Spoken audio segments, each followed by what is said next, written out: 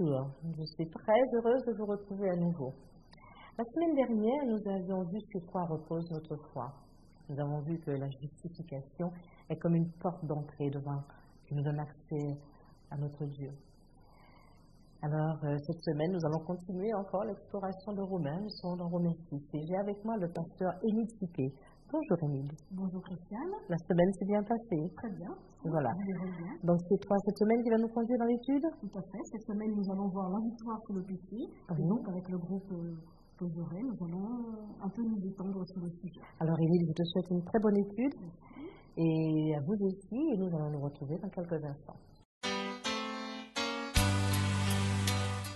Bonsoir, nous voilà dans la continuité de nos études de la leçon. Donc ce soir, nous allons aborder la leçon 7. Et juste avant de commencer, je demanderai à Olivier de nous introduire dans la prière.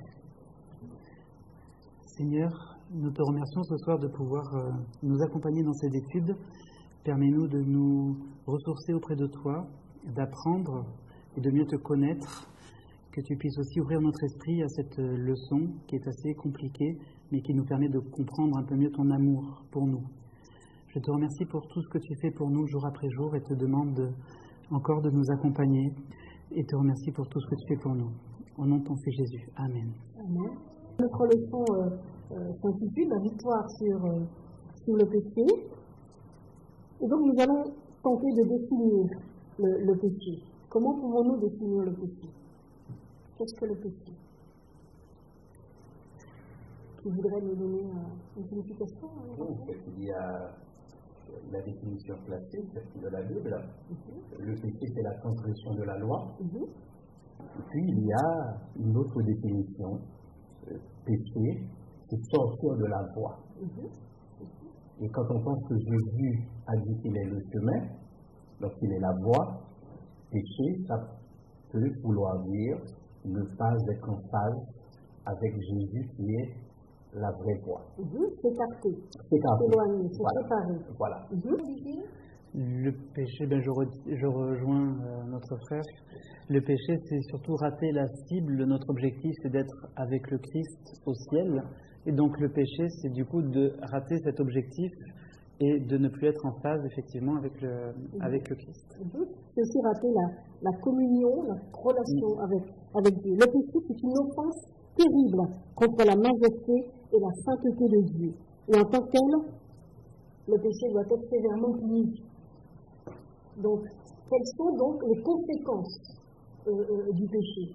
Que pouvons-nous dire des conséquences du péché qui amèneraient, qui justifieraient, pour dire, une sanction ou des sanctions?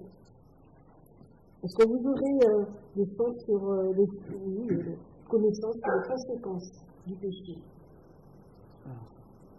Il me semble qu'au niveau du péché, on peut dire qu'il y a des conséquences qui vont être plus ou moins immédiates par rapport à notre vie personnelle, mais aussi notre vie spirituelle, aussi bien dans la perte de relation avec notre Dieu, la perte de la joie, la perte de cette communion, et aussi une perte d'une vie de prière. Mais dans notre vie personnelle, c'est aussi au niveau moral, éthique, qu'il va y avoir un souci, puisqu'on va se sentir plus coupable, incapable, incompétent, et on va se brimer soi-même. Au lieu de regarder vers l'avenir, on va regarder que vers ce péché et cette faute qui a été commise. Alors par rapport à la perte de la communion dont vous parlez, donc je vais lire en Jean 1 à partir du verset 6.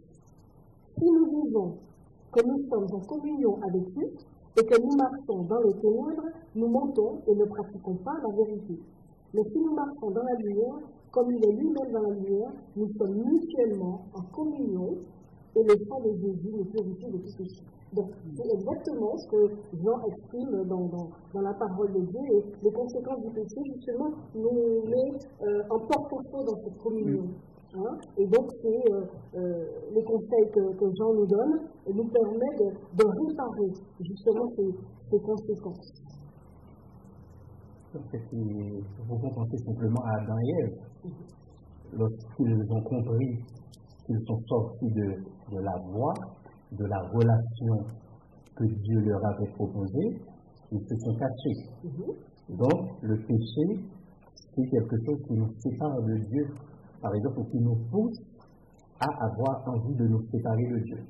Tout à fait. Tu as exprimé, il me semble, la perte de joie que le péché procure en nous. Et Jean 15 au verset 11 dit pourtant, Jésus qui parle, je vous ai dit ces choses afin que ma joie soit en vous et que votre joie soit parfaite. Or, quand on est dans le péché, on a commis un péché, notre foi est largement altérée et affectée. Donc, voilà, les conséquences du péché, la joie en est complètement affectée, il y a cette perte de joie, et notre vie de prière aussi en prend un coup, et pourtant, Paul nous dit, priez sans cesse. Priez sans cesse, justement, pour vaincre le péché, et pour rester en relation, en communion avec Dieu. Le péché, en fait, quand il y a persistance, a aussi des conséquences. On va lire Hébreux 12 au verset 4. Hébreux 12 au verset 4, il y a une conséquence quand il y a persistance dans le péché. Vous n'avez pas encore résisté jusqu'à la mort dans votre lutte contre le péché. Voilà, donc il faut résister au péché pour éviter qu'on ne persiste. Parce que s'il n'y a pas cette résistance, une sorte de lutte à mener, ce sera difficile de s'en défaire, de s'en débarrasser. Quand quelqu'un a une maladie, en fait, qu'on appelle la gangrène, quand il n'y a pas eu de coupure du membre, tout le corps peut en être complètement affecté si une opération n'intervient pas. Et le péché, quand on ne résiste pas, on ne lutte pas contre lui, peut affecter tout notre être, comme tu l'as bien signifié tout à l'heure, je crois, dans ta prière, en parlant du physique et du spirituel, ou alors dans notre émotion. Et c'est vraiment ça que le péché fait comme conséquence en nous. On pourrait voir le regard que Jésus a, de Dieu a sur le péché. Quel est le regard de Dieu sur le péché? Notre Dieu condamne complètement le péché parce qu'il nous aime, il veut être toujours en communion avec nous. Et du coup, si on se sépare de lui, comme Adam et Ève, on prenait l'exemple, il nous cherche, il veut se remettre en communion avec nous. Donc, il condamne le péché, mais il ne nous condamne pas nous. Il nous aime et il veut nous retrouver. Oui. Alors, Dieu n'aime pas le péché, mais il aime le péché. Et là, c'est un regard d'amour, un regard de bienveillance, et aussi un regard qui relève. Et dans le relèvement que Dieu a en vue pour l'homme, il a mis en œuvre toute une démarche, donc que nous connaissons très bien la mort de Jésus, sa venue, sa résurrection, et tout cela donne un regard de bienveillance et d'amour de la part de Dieu envers nous, alors qu'il est le péché. Il est le péché. Et donc, Jésus, le péché emmène, donc comme elle est la transgression de la loi, suggère, une condamnation. Et ce Dieu bienveillant ne peut non plus fermer l'œil, il est bienveillant à notre égard, mais il ne peut fermer l'œil sur les péchés, sur le péché.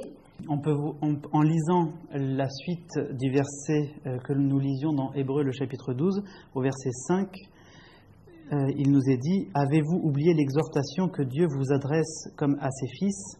Mon fils, ne crains pas d'être corrigé par le Seigneur et ne te décourage pas quand il t'adresse des reproches, car le Seigneur corrige celui qu'il aime, il frappe celui qu'il reconnaît comme son fils. » Donc, il nous aime en tant que ses enfants, et c'est pour cela, même que lorsque nous commettons des fautes, il nous corrige, mais aussi il le souhaite qu'on reprenne cette communion avec lui.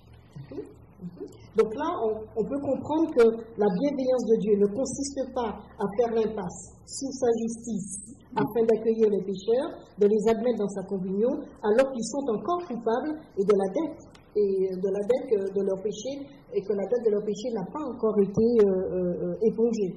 Bien au contraire, Dieu, lui, est celui qui, de par, sa sainteté et sa justice intrinsèque, est obligé donc d'appliquer la loi. Donc là, il y a une solution qui est trouvée, qui est mise en place, ce que l'on appelle la grâce. Et donc là, la grâce de Dieu est la bonne. Quelle image pouvons-nous mettre en place par rapport Quelle image se présente à vous par rapport à la grâce qui abonde?